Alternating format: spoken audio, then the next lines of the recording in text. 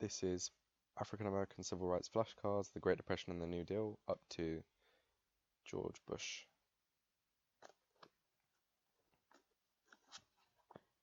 What was the percentage of black and white families on welfare? For black families, it was 30%, and it was 10% for white. This is in the New Deal and Great Depression period, by the way, 1930 to 1941. 1933, Trudeau v. Barnes Supreme Court case. What happened? It insisted that cases must go through other courts before they reach Supreme Court elevation, which arguably led to more racism. 1938, Gaines v. Canada Supreme Court case. It ruled that facilities must be truly equal in the separate but equal clause. 1941, Randolph's threat to march on Washington led to the creation of the FEPC and Roosevelt banning racial discrimination in federal employment.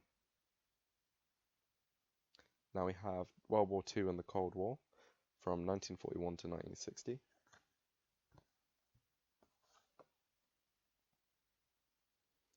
In 1942, something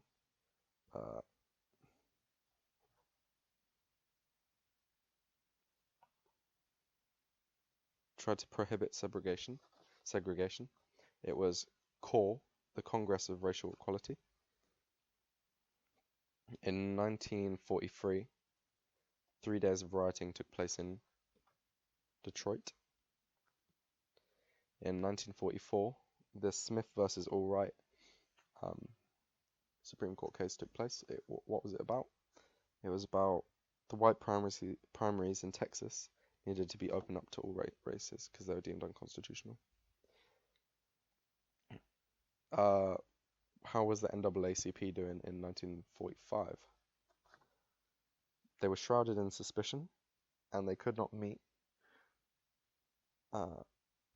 because they could not meet, and any money spent in legal battles delayed any formative action.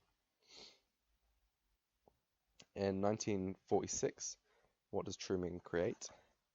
He creates the President's Committee on Civil Rights to report problems in the country with race. In 1948,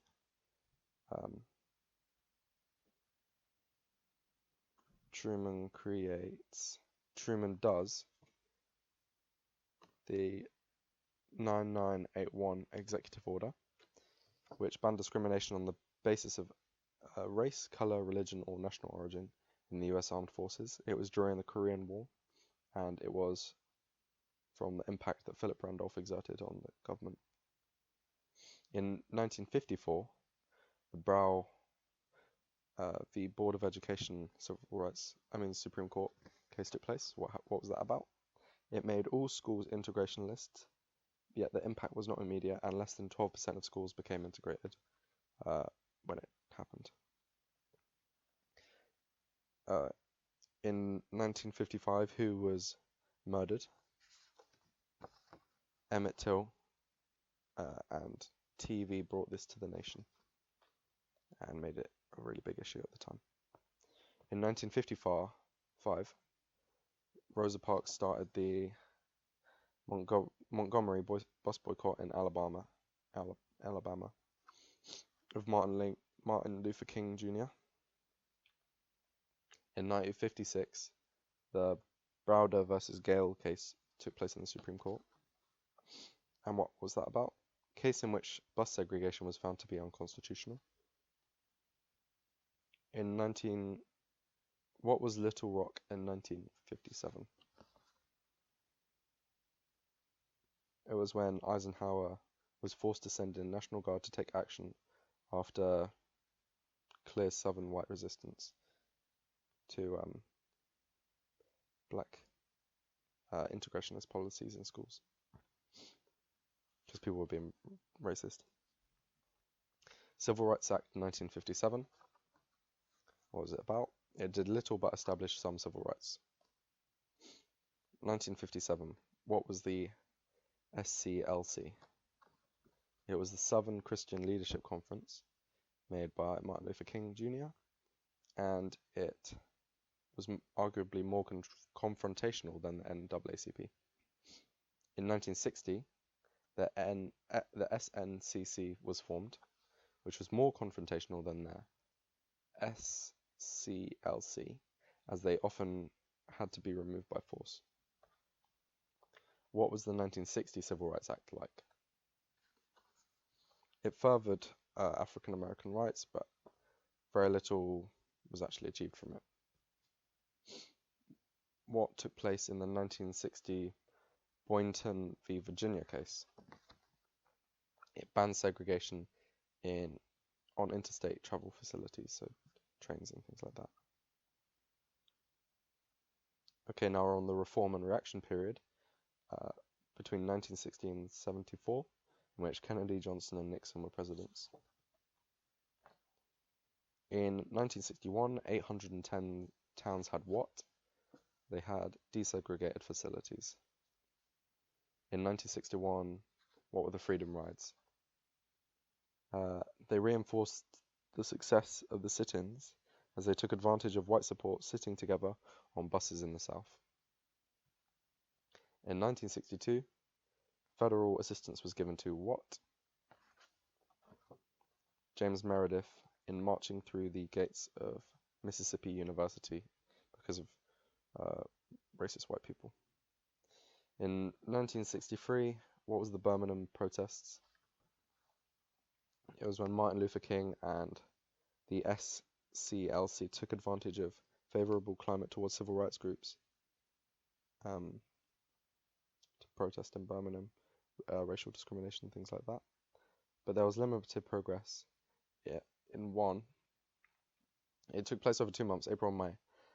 But the one in May gained mass media coverage, which was useful for the civil rights cause. In 1963, the Washington protest took place in June. What was that about?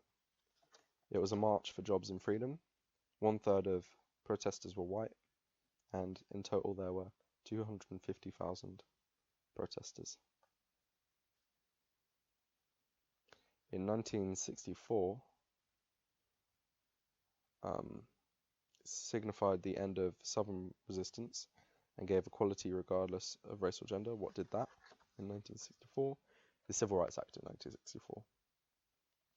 In 1965, something gave the vote to all regardless of gender or race. The 1965 Voting Rights Act. In 1965, what was the thing that spurred on Voting Rights Act? The March on Selma, which Martin Luther King also took place in. Also took part in. In 1965, who was assassinated? Malcolm X. In 1966, Martin Luther King failed where? He failed in his campaign in Chicago due to the lack of state support and aggressive action from racist whites. In 1966, what was the federal position of the civil rights movement? There was a drastic reduction in support for civil rights. In 1966, what war was going on? The Vietnam War. In 1966, who did the Speech for Humanity? Bobby Kennedy. In 1966, a new group formed. Who were they? The Black Panther Party, and they're a radical Marxist-Maoist civil rights group, Black Power group. In 1968, there was an act to prevent discrimination on race in terms of the sales of property. What was the act? The Fair Housing Act. In 1966, who was assassinated? Martin Luther King Jr. What starts to get introduced in 1970? Affirmative action in federal work.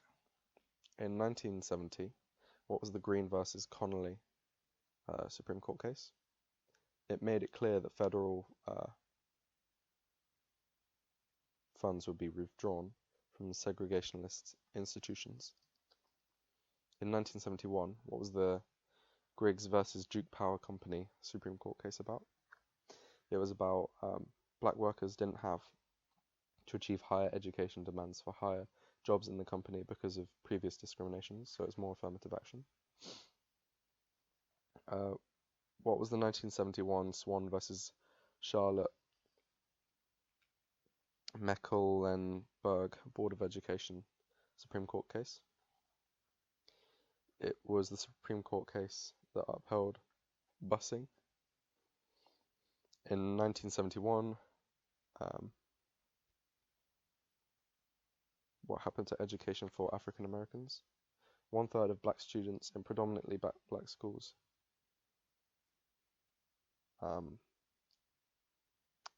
And it was 90% of black students in predominantly black schools in the South, compared to that 1/3 on the whole of the country. So it was still quite segregated in terms of schooling. In 1974, what was the Milliken v. Bradley Supreme Court case? The Supreme Court still upheld busing, but it was less enthusiastic regarding busing. In 1974, Nixon backed the something campaign. What was that campaign? The RAW campaign. Restore Our Alienated Rights. In 1974, how many black judges did Carter appoint? 37. Twice the previous appointment amount of black judges. Then we have the last period, Ford, Carter, Reagan, and Bush, which lasted between 1974 and 1992. In 1976, what was African American voting like in the election? Well, 50% of African Americans voted, and 60% of those who were eligible voted. In 1976, what was the NAACP membership like? It struggled to get over 200,000, which was poor considering that decades back it had been like a quarter of that. What was 1980s Free But Poor all about? Black families were receiving 43% of the welfare, 34% of housing subsidy, and 35% of food stamps. So they were free. Well, they were said to be free, but they were really, really poor at the time. In 1980, Reagan appoints someone as Chief Justice, and he's very conservative. William Rheingenfest. It's a German name. I presume he's very conservative. 1982, Reagan vetoes what? He vetoes the renewal of the Voters' Rights Act. In 1982, Reagan reluctantly makes something a national holiday. Martin Luther King Day. In 1983, who was elected mayor of Chicago? Harold Washington, a black man. In 1983, what was the social stance of African Americans? 40% had adopted a middle-class lifestyle, yet 30% were declining into poverty. In 1988, there was an act that made sure organizations receiving federal funding had to comply with all civil rights legislation, rather than specific pieces that they were receiving funding for. What was this act? The Civil Rights Restoration Act. Then we have the Bush administration, which ran between 1989 and 1992, of course. 6.9 of judicial appointments were black, which isn't enough really. It should have been around like 10 or 15%.